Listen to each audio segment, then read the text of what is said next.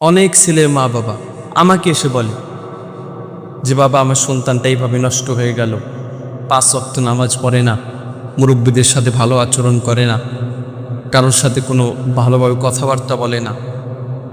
কি করা যায় একটু দোয়া করি। বিভিন্ন আত্মীয় স্বজন বাড়ি গেলে ওই আত্মীয় স্বজনরাও পায়। তো কি করব বলেন, এখানে আমার তো কিছু করার নেই, একটু দোয়াই আমি করতে পারবো। তবে একটা সন্তান ভালো এবং খারাপ হওয়ার পিছনে পরিবারের ভূমিকা থাকে। পরিবারের শাসন যদি না থাকে ওই সন্তান ভালো হয় না, ওই সন্তান ভালো হয় না। আপনি বাবা আপনার সন্তানকে এক ওয়াক্ত নামাজের কথাও বলেন, আপনার সন্তান কিভাবে নামাজ পড়বে? এক ওয়াক্ত নামাজের কথা কোনো বাপ বলে না। বিশ্বাস করেন, বাপ সন্তানের কোনো খবর রাখেন, কার সাথে মেশে, কার সাথে ঘোরে, কার সাথে ফেরে, কিচ্ছু কোনো বাপ খবর রাখে না। আমার এই এখনকার এই কথাগুলো শুনলে আপনাদের একটু খারাপ লাগতে পারে। এতক্ষণ অনেক মজার কথা বললাম, তো মজাই লাগছে, খারাপ কিন্তু লাগে না। তবে এই শেষের দিকে অল্প কিছু কথা যদি শোনেন একটু খারাপ লাগতে পারে। তবে বিশ্বাস করেন, আপনাদের কষ্ট দেওয়ার জন্য একটা কথাও বলবো না, একটা কথা আমার ব্যক্তিগত বলবো না। খোদার কসম, আমি একটা কথা আমার নিজের তরফ থেকে আপনাদের কষ্ট দেওয়ার জন্য বলবো। যাই বলবো আপনার সন্তানের হেদায়েতের জন্যই বলবো। একটু সন্তানের খোঁজ নেন, একটু খবর নেন, সন্তান কার সাথে মেশে, কোথায় যায়, একটু খবর নেন। কোনো বাপ মাই তো খবর নেন না। সন্তান সারা রাত মোবাইল নিয়ে রাত্রিবেলা কি করে, কোনো বাপই তো খবর নেন না। আপনি একদিনকে জিজ্ঞাসা করেন যে বাপ তুমি সারা রাত ধরে ধরে মোবাইল টিপো, কি এমন তোমার ইম্পর্টেন্ট কাজ? তোমার ঘুম বাদ দিয়ে, খানা পিনা বাদ দিয়ে তুমি মোবাইল টিপো, সারাদিন মোবাইল টিপো, সারা রাত মোবাইল টিপো। আজ পর্যন্ত কোনো বাপে কথা বলেন নাই, একজন হাত তুলে বলেন যার সন্তানটা খারাপ হয়ে গেছে, নষ্ট হয়ে গেছে, একজন বাপ বলেন যে আমার সন্তানকে আমি এই কথা বলেছি। সন্তানকে নামাজের কথা বলেন, ভালো কাজের কথা বলেন, উত্তম আদেশ সন্তানকে আপনি দেন। আপনি তো বলেন না, আপনি তো বলেন না, অথচ উচিত ছিল আপনার বলা, উচিত ছিল আপনার বলা। কারণ ছোটোর থেকে যদি আপনি শাসন করতেন, চোখে চোখে যদি রাখতেন, বিশ্বাস করেন সন্তান খারাপ হইতো না, সন্তান খারাপ হইতো না, এত বড় নাফরমান সন্তান হইতো না। যেই নাফরমান 7 ঘন্টা 8 ঘন্টা ঘুমানোর পরে ফজরের নামাজ পড়ে না, যেই নাফরমানের মালিক এত কিছু দেওয়ার পরেও মালিককে সেজদা দিতে মনে চায় না, এত বড় নাফরমান যুবক ওই সন্তান হতো না। বিশ্বাস করে না। আপনি তো কোনোদিনও আপনার সন্তানকে নামাজ পড়ার কথা বললেন না, কোনোদিনও বললেন না। আপনি বলেন সন্তান এত সকালে ফজরের সময় নামাজ পড়ার জন্য উঠলে সন্তানের খারাপ কোনো রোগে আক্রান্ত হবে, ঘুম কম হবে, মাথা ব্যথা করবে। আপনি এটা চিন্তা করলেন, এই চিন্তা করে ঘুম থেকে উঠালেন না। কিন্তু সন্তান যদি নামাজ না পড়ে, সন্তানের জন্য আখেরাতে কি আছে? আখেরাতে কত বড় শাস্তি আছে আপনি তো একটুও ভাবলেন না।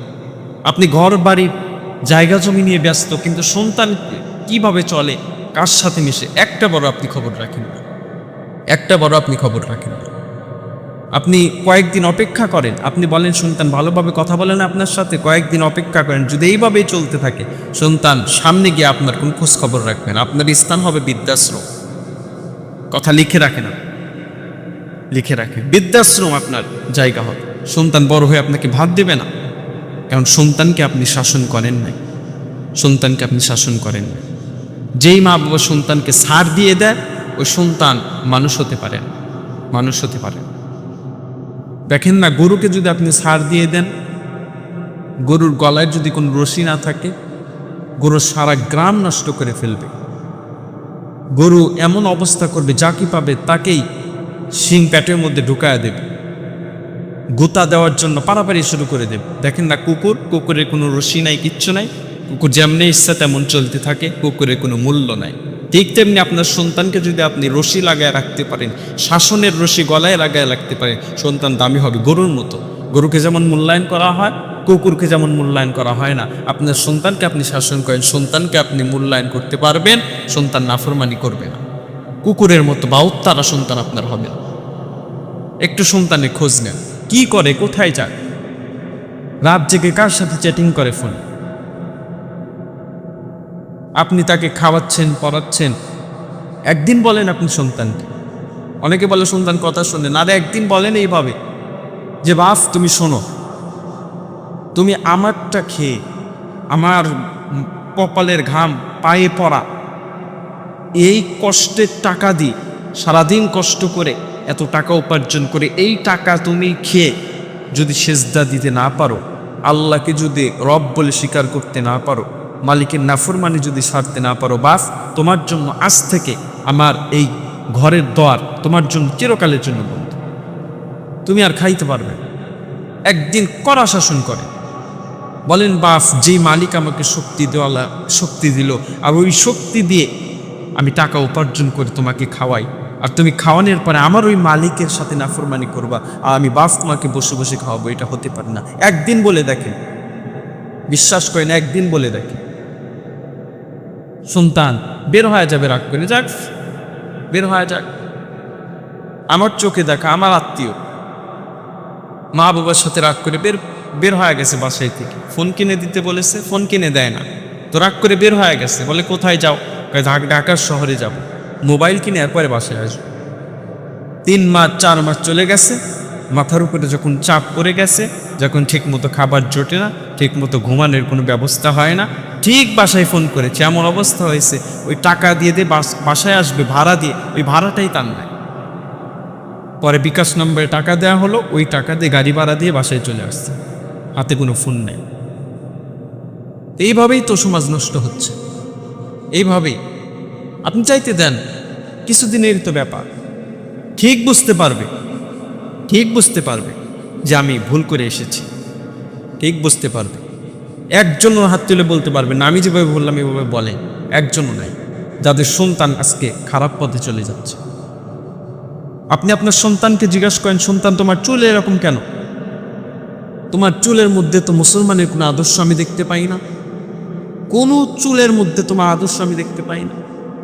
সন্তানকে বলেন, বাপ তোমার দাদা, আমি তোমার পিছনের মুরব্বীরা, নবী রাসূল সাহাবা একরাম আল্লাহর ওলি বুজুর্গরা, তারাও তো মুসলমান ছিল, তাদের চুল তো তোমার মতো এরকম এলোমেলো বান্দরের মতো নয়, এরকম বান্দরের মতো তো তাদের চুল নয়, তারাও তো মুসলমান। তুমি নিজেকে মুসলমান বলে দাবি করো, তোমার চুল এরকম কেন?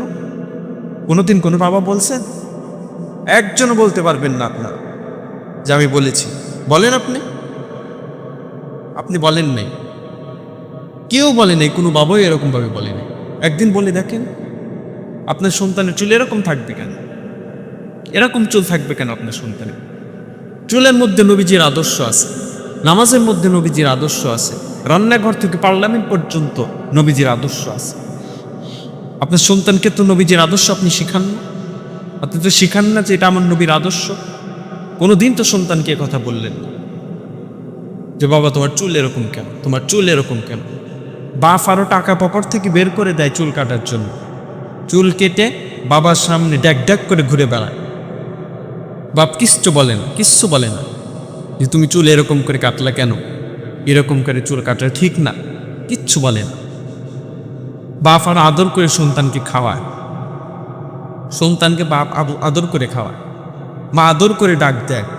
সন্তান সারাদিন বাহিরে থাকি, বাবার পাশে বসে ভাত খায়, ভাত খেয়ে আস্তে করে রুমের মধ্যে চলে যায়, এক ওয়াক্ত নামাজও পড়ে না। আপনি ভাইবেন না যে আপনার হিসাব দেওয়া লাগবে না, এই সন্তানের জন্য আপনার হিসাব দেওয়া লাগবে। সন্তান আপনার আমানত। আপনি আপনার সন্তানকে নামাজের কথা বললেন না, ইসলাম শিখালেন না, দিন শিখালেন না, আল্লাহর কসম আপনি কিয়ামতের দিন ধরা খাবেন, আপনি ধরা খাবেন।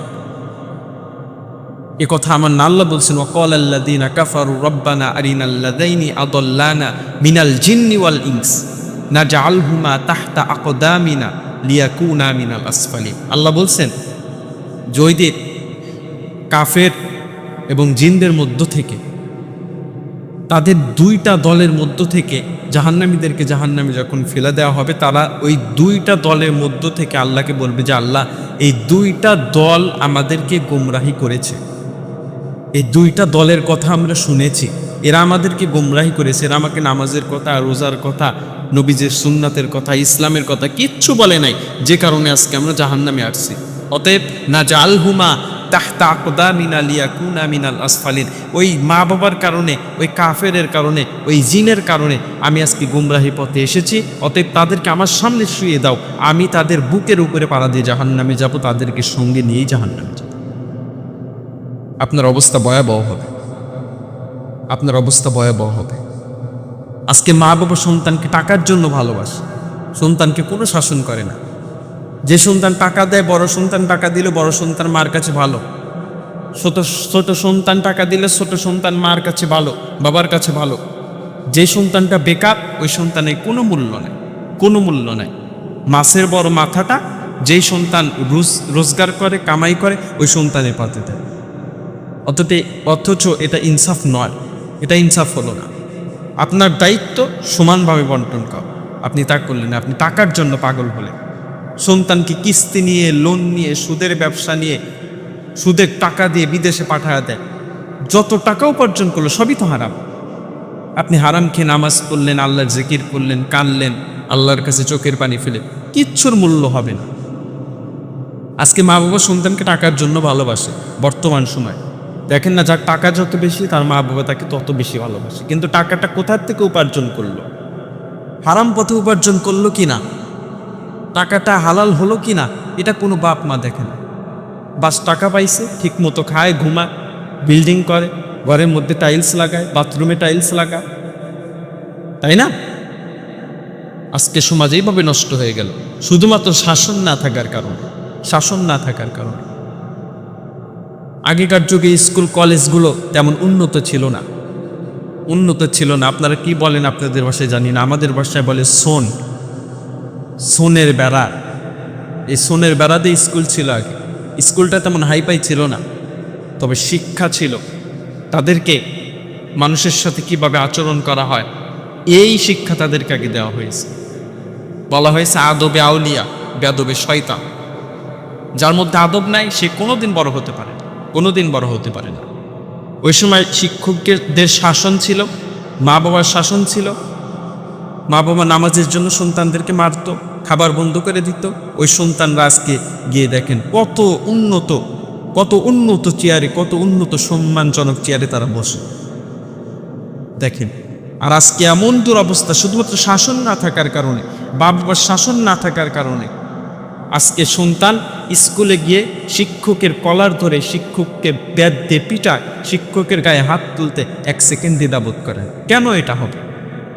শুধুমাত্র মা বাবার শাসন না থাকার কারণে। মা বাবা উস্কায়া দেয় সন্তানকে। শিক্ষক যদি একটা বাড়ি মারে, তো সন্তান এসে বাবার কাছে বলে, বাবা পুরা গ্রাম মাথায় তোলে, পুরা স্কুলটা মাথায় তোলে, শিক্ষকের 12টা বাজিয়ে ফেলে। শাসনটা যে কত গুরুত্বপূর্ণ এই 2025 সালে এসে এই জেনারেশনের জন্য কেউ ভাবে না, কেউ শাসন করে না। মা বাবার শাসন নেই, শিক্ষকদের শাসন নেই, কারোরই শাসন নেই। শাসন না থাকলে ভালো হবে না, সন্তান কোনোদিন ভালো হবে না যদি শাসন না থাকে। এজন্য সন্তানকে আদর্শবান সন্তান বানাতে চাইলে শাসন করতে হবে। এখনকার জেনারেশন এমন, আগেকার জেনারেশন কি করতো জানেন? মুরব্বি দেখলে যদি হাতে কোনো খারাপ কিছু থাকতো, মাথাটাকে এরকমভাবে হাত দিয়ে ঝাঁকায় ফেলে দিত, মাথা নিচের দিকে দিয়ে মুরব্বিকে সালাম দিত, সম্মান করতো, বসা থাকলে দাঁড়িয়ে যেত। আর এখনকার জেনারেশন কি করে? মুরব্বি দেখলে, মুরব্বি হোক, বড় ভাই হোক, আব্বা হোক, চাচা হোক, কাউকে কোনো রেসপেক্ট করে না, সম্মান করে না। মুরব্বি দেখলে এরকমভাবে সিগারেট টানে আর ধোয়া মুরব্বির সামনে দিয়ে ফেলে। কোনো সালামও দেয় না, কোনো কালামও দেয় না, কোনো রেসপেক্ট নাই, সম্মান নাই, কিচ্ছু নাই। মুরব্বির বদ্ধ সরাসরি তার মধ্যে যায়। ওই সন্তান কিভাবে ভালো হবে বলে? বড়দের দোয়া ছাড়া, মুরব্বীদের দোয়া ছাড়া কেউ কোনোদিন সফল হতে পারে না, কেউ কোনোদিন সফল হতে পারে না। আপনি যত বড় বড় মানুষ দেখেন, আমার নবী মুহাম্মদ রাসূলুল্লাহ সাল্লাল্লাহু আলাইহি ওয়াসাল্লাম তিনিও মুরব্বীদেরকে সম্মান করতেন, ছোটদেরকে স্নেহ করতেন, বড়দেরকে সম্মান করতেন। যেখানে নবীজি সাল্লাল্লাহু আলাইহি ওয়াসাল্লাম এতটুকু সম্মান বড়দেরকে করতেন, ছোটদেরকে স্নেহ করতেন, দেখেন তার মর্যাদা কতটুকু। যত ওলি আউলিয়া বুজুর্গ আপনি দেখেন, প্রত্যেকটা ওলি আউলিয়া বুজুর্গেরা মুরব্বীদেরকে সম্মান করত, ছোটদেরকে স্নেহ করত। এ কারণে মুরব্বীদের দাম বর্তমান সময়ে কত বেশি থাকে। যত বড় বড় মানুষ আপনি দেখবেন, প্রত্যেকটা মানুষই মুরব্বীদের দোয়ার কারণে বড় হয়েছে। এজন্য আপনাদেরকে সর্বশেষ যে কথাটি বলতে চাই, সন্তানদেরকে শাসন করেন। এখনই আপনার সন্তানকে চোখে চোখে রাখেন, কোথায় যায়, কার সাথে মিশে, একটু খবর রাখেন, একটু খবর রাখেন। তা না হলে এই সন্তান জাহান্নামে যাওয়ার কারণ হবে। আপনি যতই নামাজ পড়েন, রোজা রাখেন, একলা দিয়ে কিচ্ছু হবে না। আল্লাহ বলছেন, কু আনফুসাকুম আহলিকুম নার, তুমি নিজে জাহান্নামের আগুন থেকে বাঁচো, তোমার আহাল পরিবারদেরকে জাহান্নামের আগুন থেকে বাঁচাও। অতএব নিজে যদি জাহান্নামের আগুন থেকে বাঁচতে চান, সন্তানকে জাহান্নামের আগুন থেকে বাঁচাইতে চান, তাহলে সন্তানকে শাসন করেন। শাসন লাগবে, যদি শাসন করতে পারে তাহলে ইনশাল্লাহ আপনার সন্তান আদর্শবান সন্তান হবে ইনশাল্লাহ।